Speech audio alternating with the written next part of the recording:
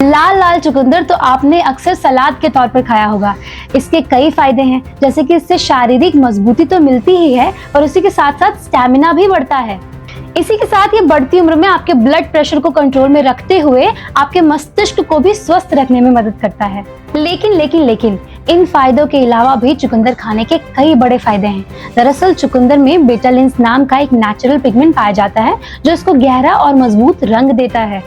यही पिगमेंट इसे natural antioxidant बनने की भी ताकत देता है।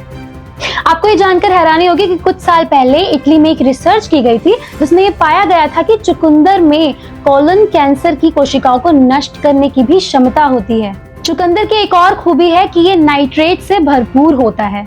जब भी हम चुकंदर यानी कि बीटरूट खाते हैं तो हमारे मुंह के अंदर रहने वाला बैक्टीरिया इस नाइट्रेट को नाइट्रेट ऑक्साइड में बदलना शुरू कर देता है।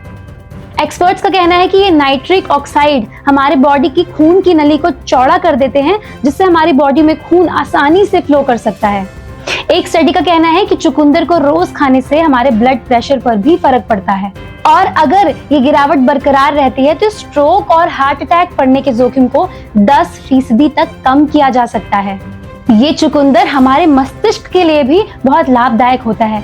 इससे हमारे दिमाग में हो रहे ब्लड फ्लो को भी बढ़ने में मदद मिलती है। यदि हम एक्सरसाइज के साथ साथ चुकंदर का सेवन करें तो हमारे ब्रेन के उस हिस्से से कनेक्टिविटी बढ़ जाती है जो हमारी बॉडी के हिलने डुलने को नियंत्रित करता है। सर्वे में पता चला है यदि 10 दिन तक लगातार 2-2 चुकंदर रोज खाए जाएं तो हमारे मुंह में रहने वाले जो बैक्टीरिया हैं उनका संतुलन और बेहतरीन हो जाता है। चलिए अब बात करते हैं कि चुकंदर को कितनी देर पहले खाएं कि हमारे शरीर पर बेहतरीन असर दिखे।